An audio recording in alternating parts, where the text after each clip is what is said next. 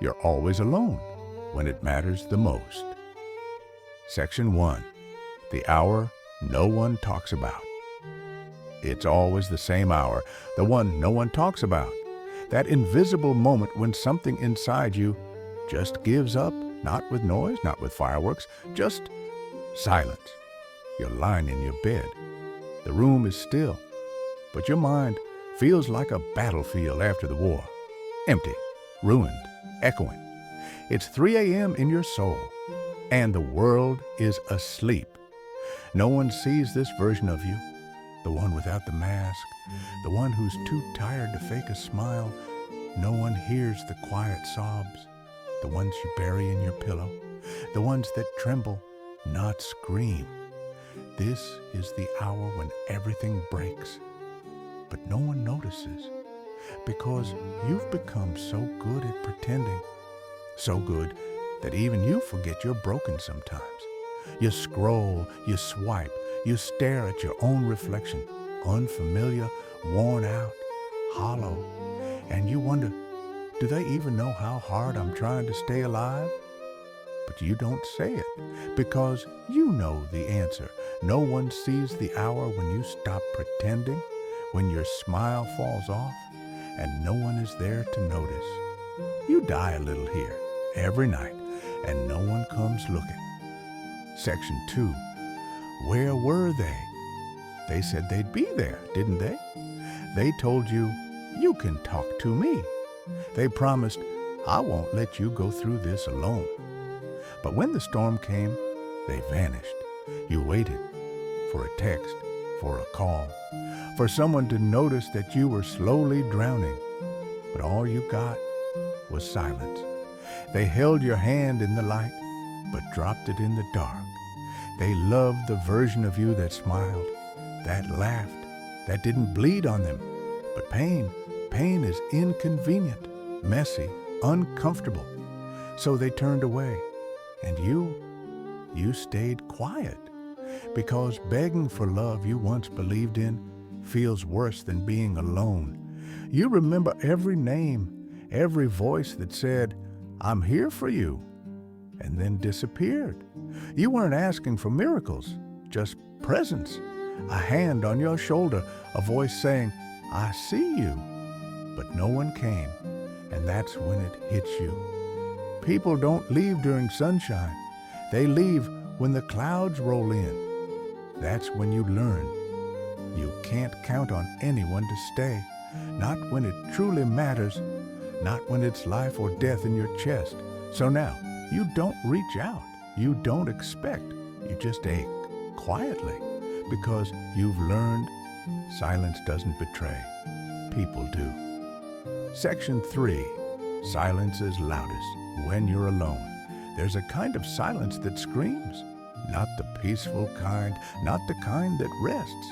This silence, it mocks you, it watches you, it sits beside you and whispers all the things you're trying to forget. You scream inside, but nothing echoes back, no reply, no voice, no one. You reach out mentally, emotionally, to someone, anyone, but there's just space. No one called, no one noticed, no one came. You bled in colors no one could see. You broke in places no one ever bothered to look.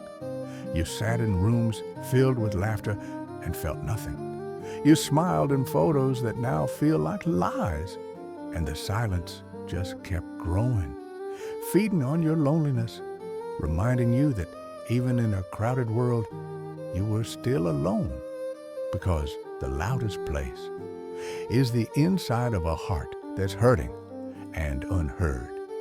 Section 4. The kind of loneliness no one understands. They don't get it. They never have. They think loneliness means being alone. But you've been surrounded and still felt like you were sinking. You've sat in circles, laughed with friends, clinked glasses, and yet you felt like a ghost, because it's not the absence of people, it's the absence of care, the absence of being seen. You sat beside people who never really saw you. They heard your words, but not your silence. They looked at your smile, but never your eyes. You were drowning in a sea of voices, but none of them called your name. You said, "I'm tired," and they said, "Sleep more." You said, "I'm sad," and they said, "Be grateful." They never understood because they never listened, and that's the kind of loneliness that ruins you, being emotionally naked and no one noticing the bruises. So you stopped sharing. You stopped hoping. You told yourself, if I disappear, no one would really feel the absence, because in your heart, you've already been forgotten.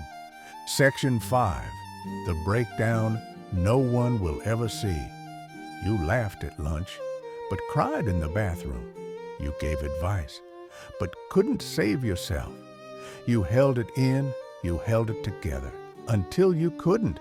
And when it broke, it wasn't dramatic, it was quiet, like a breath you didn't realize you were holding.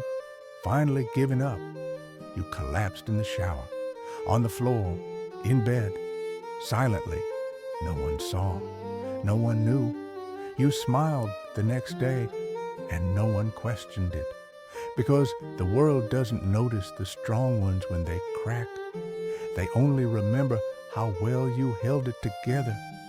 You were like glass cracking under weight no one ever acknowledged. And the scariest part, you started getting used to it.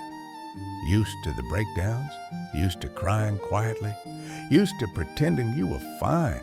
That's the worst kind of pain, the one that becomes routine. Section 6, when the world doesn't show up, you do. No one's coming, but you're still here, and that means something. You stitched your wounds with shaking hands. You wiped your own tears. You stayed when everyone else left. You were your own shelter in the storm. You were your own lifeline. No one clapped for you. No one called you brave. But you got back up. And that quiet courage, that's what survival looks like. It doesn't look like movies. It looks like getting out of bed when everything hurts. It looks like holding on for no one but yourself. And that's when it shifts. You stop waiting. You stop begging. You start listening to the soft, tired voice inside that says, "I'll carry you." You become your own companion, your own calm, your own light. Because the truth is, sometimes the world won't show up. So you do. Section 7, the softest strength. They talk about strength like it's loud, like it shouts, wins, dominates. But your strength? It's in the staying, in the surviving, in the soft way you still care, even when no one cared for you. Your strength is in how you didn't let the darkness swallow you, even when it tried. You are the proof that broken things can still stand. That silence doesn't mean surrender, like a candle that never went out, even in the storm. You're not fearless, you're not healed, but you're here. And that is everything. You've become your own safe place, not because you wanted to, but because you had to. And now, you're unshakable in ways no one can see. Section 8, a letter to the one who survived. Dear you, the one who was forgotten, the one who wasn't rescued, the one who cried quietly at 3 a.m. and still got up the next day. You made it anyway. You became the person you needed. You became your own home. You carried grief like a second skin. You loved others while breaking inside. You smiled with cracks in your soul. And still, you stayed. You walked through fire and came out, not untouched, but unextinguished. There is something sacred in what you've done. You were never weak. You were never too much. You were just never seen properly. But now, maybe, you'll start to see yourself not as broken, but as brave. Because you didn't need a rescue. You became the rescue, and I'm proud of you. So rest now, not because the war is over, but because you finally know. You don't have to fight alone anymore. You have you, and that is enough.